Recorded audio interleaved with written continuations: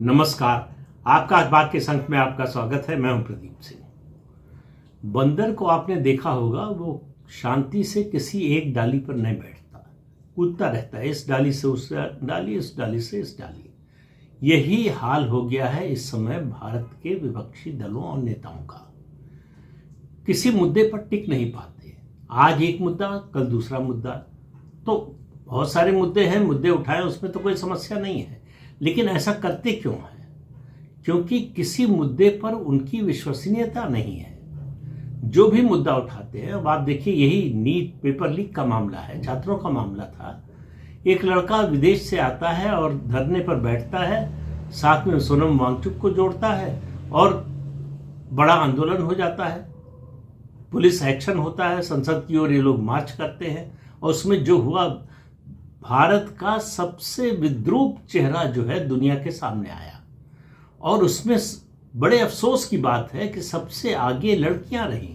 जिस तरह की उन्होंने गालियां दी है, वो मतलब कोई सुन नहीं सकता। एक युवती जो आंदोलन में थी, उसने ये सब सुना, उसके खिलाफ बोला गया, वो FIR कराने गई थाने में। जब वो सुनाने लगी वो वीडियो, तो सारे पुलिस वालों ने कान पर हाथ रख दिया, ये मत सुनाइए। इस तरह की गालियां आज तक भारत में इतने आंदोलन हुए कभी नहीं सुनने को मिली, एक बार भी नहीं सुनने को। ये कौन सी जनरेशन है?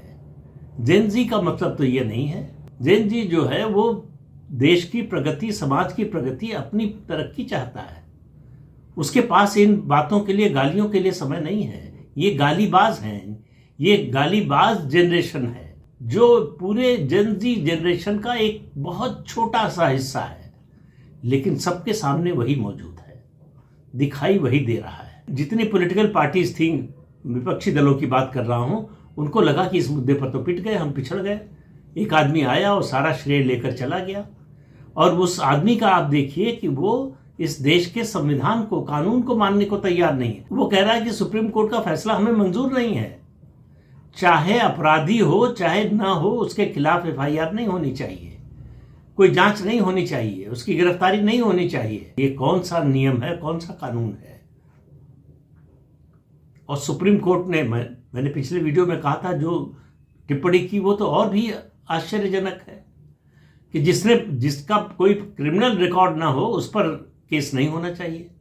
तो भाई, हर क्रिमिनल जो भी क्राइम करता है वो पहली बार ही करता है, उसका रिकॉर्ड तो पहली बार के क्राइम के बाद ही बनता है। तो अगर पहली बार के क्राइम का रिकॉर्ड नहीं बनेगा, उस पर FIR नहीं होगी, मुकदमा नहीं चलेगा, तो कोई किसी का भी जो क्रिमिनल रिकॉर्ड नहीं होगा। लेकिन आज संसद परिसर में एक नया तमाशा हुआ। अब ये जेन जी का मुद्दा, पेपर लीक का मुद्दा, ये तो छिन गया विपक्ष के हाथ से। उन्होंने एक तरह से सरेंडर कर दिया, ये मुद्दा, इस मुद्दे पर हमें कोई समर्थन नहीं मिलने वाला। तो वो फिर लौट कर आए राम मंदिर में चढ़ावा चोरी के मुद्दे पर, और किया क्या? एक नौटंकी की। पप्पू यादव, बाहुबली, एक्सटॉर्शनिस्ट के रूप में जाने जाते हैं, उनकी छवि है ये। उनको भगवा वस्त्र पहनाकर बिठाया और सामने दान पात्र रखा, और राहुल गांधी से लेकर दूसरे विपक्षी नेता आकर दान पात्र में पैसा डाल रहे हैं। पप्पू यादव जो है दान पात्र में पैसा डालने जा रहे हैं, पप्पू यादव लेकर उनसे अपने जेब में रख लेते हैं। ये जो नौटंकी थी, ये बीजेपी के खिलाफ नहीं थी। ये राम मंदिर में जो चढ़ावा चोरी हुई है उस मुद्दे के बारे में भी नहीं थी। ये भगवा वस्त्र का, हिंदू धर्म का, सनातन धर्म का अपमान करने के लिए थी। अगर नौटंकी भी कर रहे थे तो उसमें थोड़ी सी भी तो शुचिता बरतते।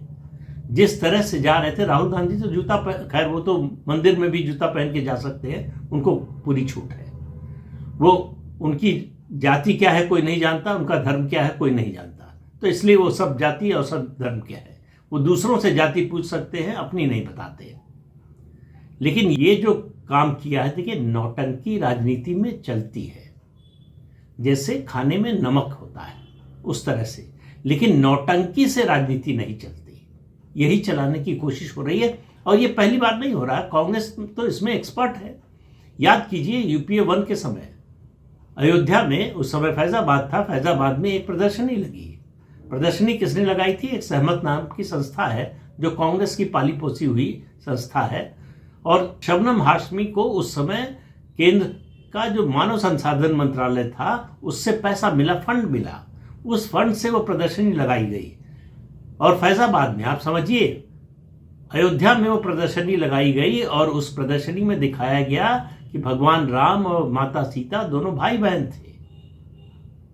ये है कांग्रेस की सोच सनातन धर्म के बारे में, ये है कांग्रेस की सोच भगवान राम के बारे में। और दूसरी बात, आप याद कीजिए, कांग्रेस ने 2 मौके, पहले दूसरे मौके की बात करता हूं, जिस दिन प्राण प्रतिष्ठा का कार्यक्रम था अयोध्या में, उस दिन कांग्रेस के सारे सांसद काले कपड़े पहनकर आए थे। इन काले कपड़ों का मतलब क्या है? नेताओं को उनकी विरोधी पार्टियों के लोग काले झंडे दिखाते हैं, ये तो हमने देखा था, लेकिन भारत में ये दृश्य जो है हम दूसरी बार देख रहे थे। पहली बार सड़क पर देखा था, इस बार संसद में देखा। पहली बार जब राहुल गांधी और सोनिया गांधी की पेशी होनी थी अदालत में नेशनल हेराल्ड मामले में, तब कांग्रेस के सारे नेता जो है काले कपड़े पहनकर सड़क पर उतरे थे। सवाल यह है कि ये आइडिया कहां से आया? इसको समझिए तो आपको समझ में आ जाएगा कि कांग्रेस पार्टी की मनोवृत्ति क्या है, कांग्रेस पार्टी की सोच क्या है। 28-29 अक्टूबर 1922 रोम की राजधानी इटली में 25-30 हजार हथियारबंद लोग इकट्ठा हुए। वो बेनिटो मुसोलिनी की नेशनल फासिस्ट पार्टी के कार्यकर्ता नेता थे और उन्होंने जो है इटली पर कब्जा कर लिया। मुसोलिनी की पार्टी ने जो तरीका अपनाया वही तरीका कांग्रेस पार्टी ने अपनाया। पहली बार सड़क पर, दूसरी बार संसद में। सोनिया गांधी के पिता उसी मुसोलिनी की पार्टी के सदस्य थे, तो ये आइडिया वहां से आया। ये आइडिया राहुल गांधी के ननिहाल से आया हुआ है। इस तरह की सोच है इस पार्टी के नेताओं की। और अखिलेश यादव को लगता है कि इस नौटंकी से उनको सनातनी वोट दे देंगे। मैं पहले भी कई बार कह चुका हूं, फिर कह रहा हूं कि भारतीय जनता पार्टी से, राष्ट्रीय स्वयंसेवक संघ से, विश्व हिंदू परिषद से हिंदू समाज नाराज है, निराश है, दुखी है, क्षुब्ध है। इसमें कोई दो राय नहीं है। जो कुछ हुआ है राम मंदिर में वो अकल्पनीय है और अक्षम्य है। इस सब के बावजूद आखिर जिस पार्टी ने निहत्थे कारसेवकों पर गोली चलाई, उस पार्टी को राम भक्त कैसे मान लेंगे?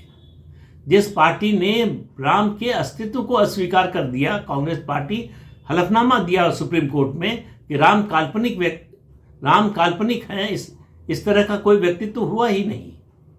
उस पार्टी को राम भक्त कैसे मान लें?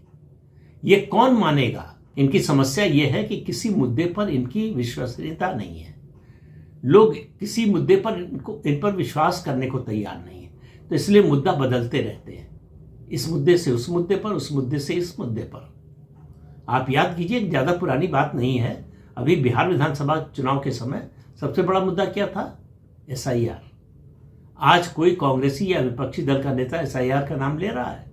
उस समय लग रहा था कि SIR का मतलब इस देश को खत्म किया जा रहा है, इस देश से डेमोक्रेसी को खत्म किया जा रहा है। अब डेमोक्रेसी की चिंता नहीं है, अब SIR से कोई समस्या नहीं है। तो अलग अलग समय पर अलग अलग मुद्दों को उठाने की कोशिश ये सभी पार्टियां करती हैं, इसमें कोई गलत बात नहीं है। लेकिन फिर सवाल ये है कि उस मुद्दे में वास्तविकता कितनी है, सच्चाई कितनी है? ये है सबसे बड़ा संकट विपक्षी दलों का। तो SIR का मुद्दा भूल गए। किसी एक मुद्दे पर लंबा संघर्ष करने, लंबा अभियान चलाने के लिए विपक्ष तैयार नहीं है, या मैं तो कहता हूं सक्षम नहीं है। इसलिए इस तरह से मुद्दा बदलता रहता है। उन्हें लग रहा था कि नीट पेपर लीक का मुद्दा वो बड़ा बना लेंगे, छात्रों का मुद्दा है, युवाओं का मुद्दा है, उनके भविष्य का मुद्दा है, और उसके साथ उनके अभिभावक, उनके माता पिता भी जुड़े हुए हैं, इसलिए इसका व्यापक असर होगा।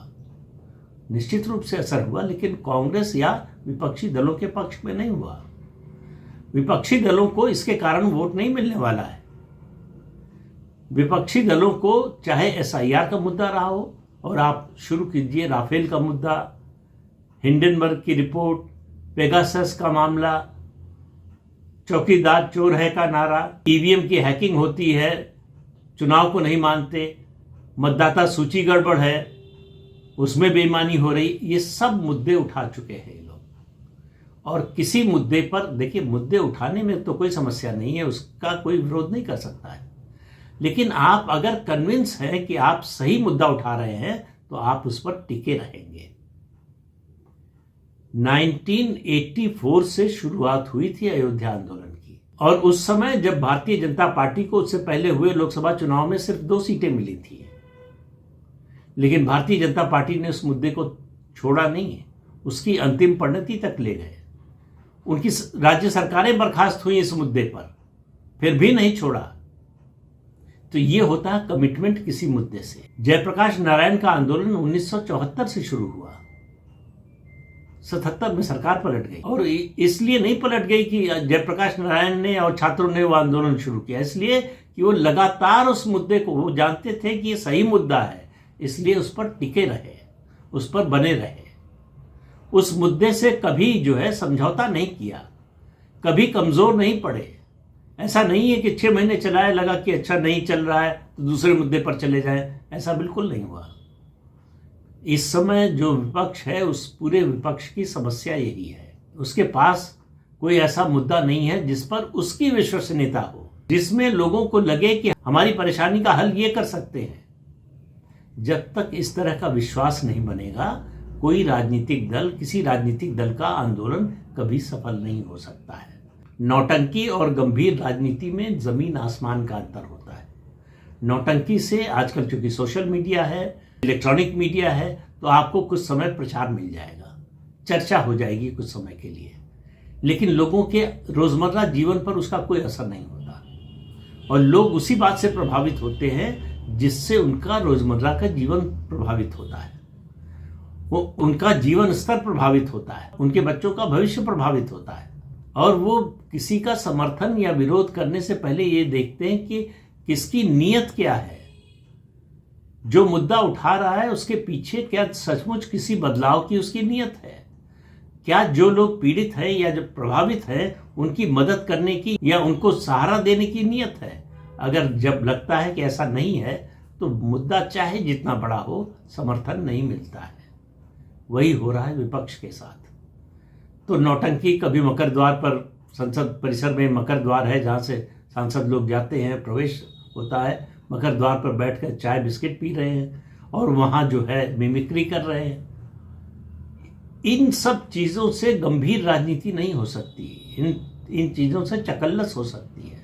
आप 1 दिन, 2 दिन, 3 दिन चर्चा में बने रह सकते हैं, इससे ज़्यादा कुछ नहीं होता, और आम आदमी इस तरह की नौटंकी से बिल्कुल प्रभावित नहीं होता। इसके बावजूद अगर आप लगातार इस तरह की नौटंकी जारी रखते हैं तो इसका मतलब आपका संबंध जमीन से कट चुका है। आपको पता ही नहीं है कि लोगों की तकलीफ का मुद्दा क्या है, परेशानी का मुद्दा क्या है, इसलिए आपको समर्थन न मिल रहा है और न भविष्य में मिलता हुआ दिखाई दे रहा है, कम से कम अभी की स्थिति में। तो इस अंक में इतना ही, अगले अंक में फिर मिलेंगे किसी नए मुद्दे के साथ। तब तक के लिए अनुमति दीजिए, नमस्कार।